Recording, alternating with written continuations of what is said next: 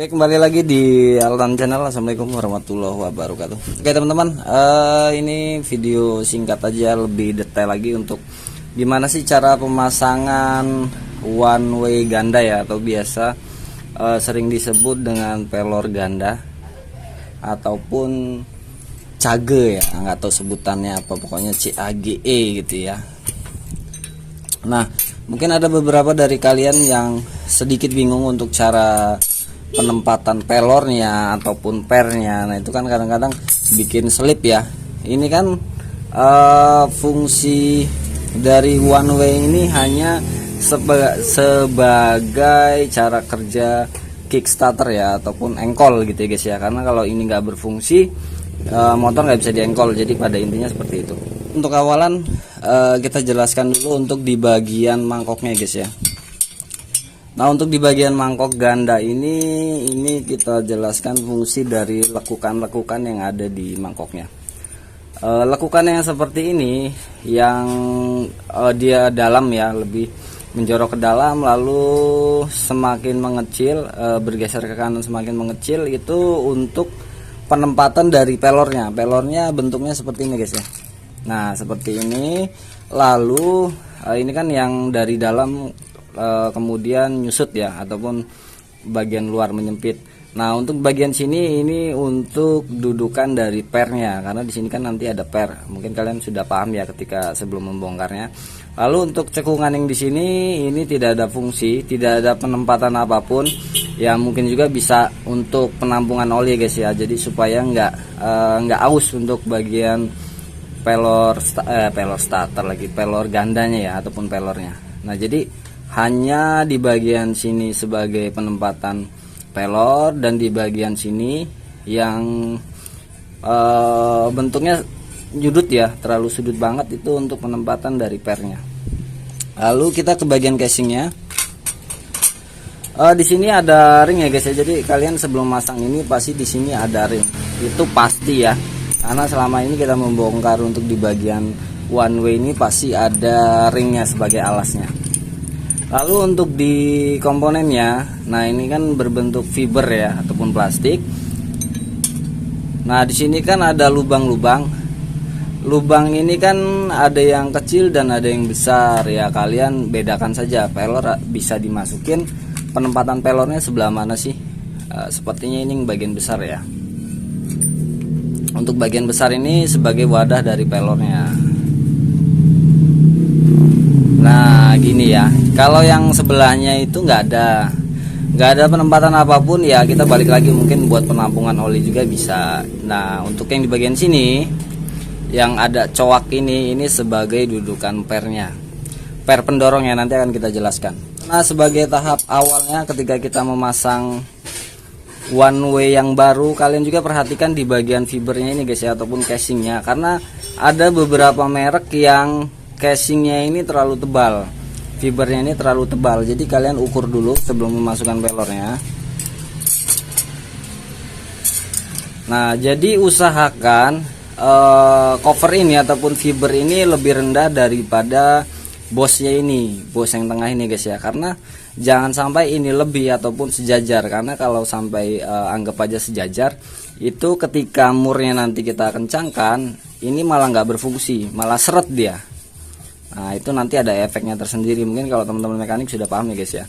Nah, seandainya ini sejajar, kalau kalian ngintip nih seperti ini, kalau ragu, ini nggak masalah ditipiskan lagi ya.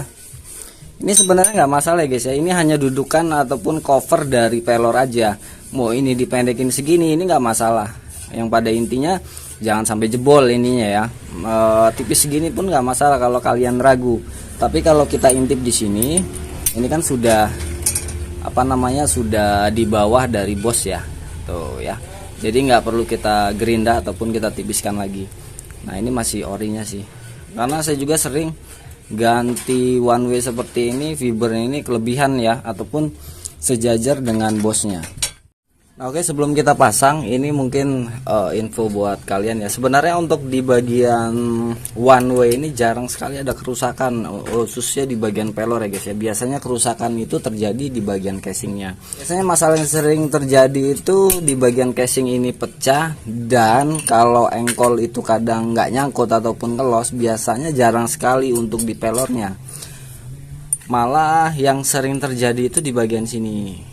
Nah, jalurnya ini karena apa? Biasanya kan mangkok ganda ini kalau sudah aus ataupun kegerus gini, mereka ganti satu paket gini guys ya. Satu paket gini kan kadang jarang yang ganti dengan yang original, melainkan yang bahasanya KW lah gitu ya kira-kira ya. Makanya ininya gampang terkikis ataupun kemakan. Biasanya kalau dulu saya sering nanganin itu Shogun kebo itu ya, Shogun 110 itu sering sekali. Makanya kalau ini sudah habis, lebih baik di buring ulang ya, diperbos ulang ya di bagian sininya. Jadi kita ngambil ininya masih original. Jadi kira-kira seperti itu. Kalau pelornya itu belum pernah saya menemukan sampai benar-benar rusak, gagal fungsi, itu biasanya dari casingnya aja yang sudah pecah ya. Nah, banyak cara dalam proses pemasangannya guys ya. Tapi kalau aku caranya seperti ini. Ini pelornya kita masukin dulu tiga-tiganya, dengan bosnya ini kita masukin tetap ya. Nah, ini kita tempelin dulu di sini nih. Ini sulit juga ya sambil merekam ya. Nah, ini pegang aja seperti ini tuh jari kita. Nah, gini. Untuk posisinya gimana Bang? Ini kita masukin dulu, nanti akan kita jelaskan. Karena kan ada posisi dalam penempatan pernya ya. Jangan melihat dari dudukannya aja, tapi dari fungsi per tersebut nanti akan kita jelaskan. Nah, ini sudah kita masukkan. Ini kita singkirkan dulu, ini isinya per. Kalau per ini satu per pun nggak masalah ya. Ada yang sampai 3, satu juga. Cuman kalau kalian yakin satu ini aman, oke, satu saja. Lebih baik 2 sih ya. Kalau 3 itu ya nggak perlu sampai nyari-nyari. Kalau memang nggak ada, 2 aja cukup. Kalau kepepet 1 juga nggak masalah. Oke, nah ini yang saya bilang tadi, ini yang siringan dari menjorok ke dalam sampai menyudut keluar, ini penempatan pelornya. Jadi kerjanya gini guys ya, kalau bos ini kita putar, tuh pelor ini kan geser ke sudut tersempitnya. Nah, jadi cara kerjanya kan gini sih nanti. Nah, kalau ini bergerak, otomatis kita bisa menggerakkan mangkuk. Nah, gini ya. Cuman kalau ini kita geser ke kiri, los, karena kan sudutnya ataupun ruangnya kan dia semakin ke dalam, jadi pelor itu tidak bergesekan ataupun tidak terjepit. Nah, makanya los. Kalau kita posisikan kanan, tuh pelornya bergeser ke sudut tersempit. Nah, untuk penempatan pernya, bagaimana caranya supaya casing ini kan sebagai wadah pelor, supaya bisa terdorong ke ruang tersempit ataupun sudut tersempit. Jadi sebelah kanan gitu ya, bukan kita dorong seperti ini. Kalau kita dorong pernya seperti ini, ya udah engkol itu nanti kadang-kadang loss ya, sulit ya. Karena kan belum tentu bisa menggeser dari casing ini, tergantung dari kekuatan pernya tersebut ya. Jadi gimana caranya supaya per itu bisa mendorong casing ke sini. Nah, sedangkan di sini kan dudukan per ya. Sebenarnya di sini sudah terlihat. Ini kita tongolin sedikit aja. Nah, ini udah pas nih. Nah, ini kan ketemu nih. Ini sebagai dudukan per ataupun tapakannya, lawannya kan di sini. Tuh, sudah ketemu sudutnya. Nah, untuk pemasangan pernya, kalian nggak perlu buka semua, cukup dinaikin seperti ini supaya pelornya nggak keluar. Tinggal masukkan pernya. Karena kalau dikeluarin semua sangat sulit ya guys ya. Udah kalian tempelkan seperti ini. Nah, gunakan media besi lancip. Ini kita agak sulit sebenarnya kalau seperti ini, tangan satu ya. Nah, gini kita taruh, mudah-mudahan jelas ya. Kita cari sudut yang enak. Nah, ini kita naikkan gini. Bosnya nggak perlu dinaikin, nggak masalah. Yang penting jangan full ke atas ya. Kalau full ke atas kan pelornya lepas. Udah kita masukin di sini. Kelihatan kan? Aduh, ini sambil melihat handphone juga ini. Oke, kita fokus, mudah-mudahan jelas ya.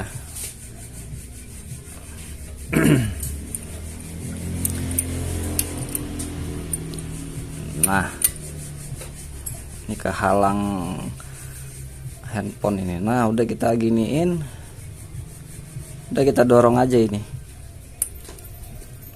Nah jangan sampai ngelipet. Nah, harus diperhatikan tuh, jadi tertekan ya. Untuk sebelahnya lakukan hal yang sama, pastikan ini tuh, ini mendem, ini agak keluar ya, keluarkan tuh, ada ruang untuk naruh pernya lagi. Oke, kita masukin lagi pernya.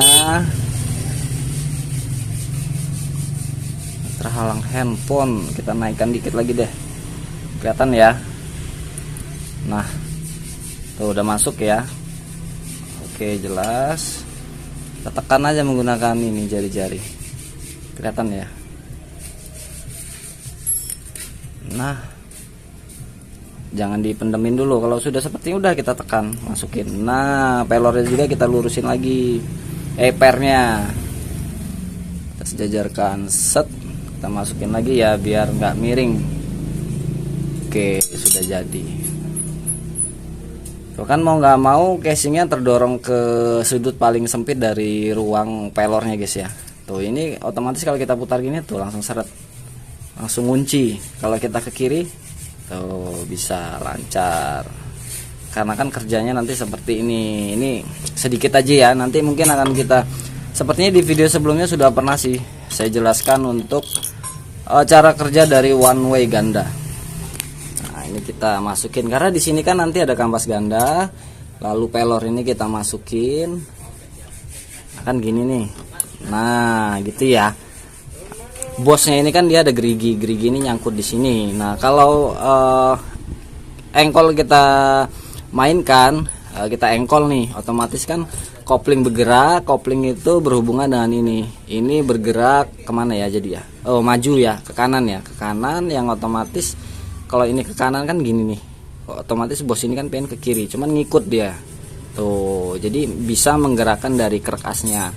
Kalau putarnya ke kiri, misal ini diputar ke kiri, ya udah los tuh, bos ini kita tahan, bosnya los, makanya ketika dia mutar ke kanan tuh ngikut bosnya, yang otomatis krek as ini bisa berputar, ikut memutarkan krek as. Itu hanya untuk cara kerja engkol aja guys ya. Bisa aja pelor ini kita lepas, nggak masalah, cuman nggak bisa di engkol ataupun tidak bisa menggunakan kickstarter. Kalau untuk starter bisa, starter kan hanya untuk menggerakkan di bagian sebelah kiri ya, mekanismenya beda dengan engkol. Kalau menggunakan starter elektrik, yang digerakkan bagian krek as yang sebelah kiri, sebelah magnet ya.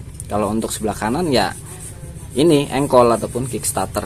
Karena kalau mesin motor hidup nanti kan yang berputar ini krek as, kampas ganda di sini, nempel kampas ganda terlontar kan, membuka untuk menggerakkan mangkok ini.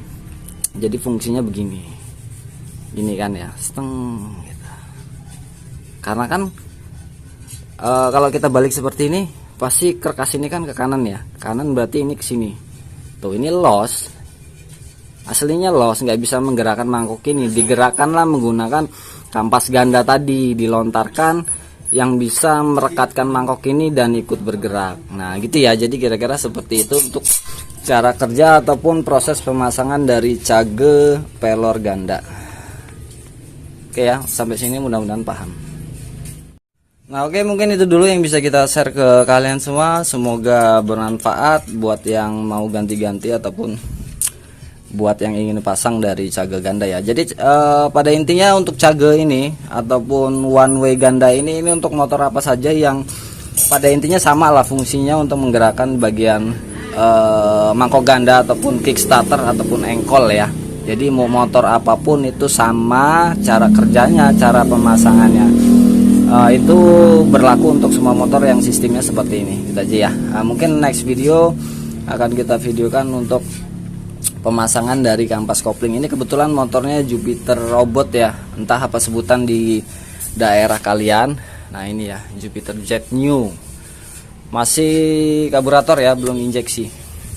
Oke, cukup sekian, dan buat teman-teman yang baru mampir di Altan Channel, dukung terus channel ini dengan cara subscribe ya guys ya, dan klik loncengnya, lalu klik yang tulisan semua, jadi agar video terbaru dari kami, teman-teman dapat notifikasinya. Dan mudah-mudahan dari beberapa video ada yang bermanfaat buat teman-teman semua ya. Dan jangan lupa juga di share ke medsos kalian, barangkali apa yang kalian bagikan bermanfaat untuk orang lain, tentunya akan menjadi berkah ya guys ya. Sampai ketemu lagi di video selanjutnya. Wassalamualaikum warahmatullahi wabarakatuh.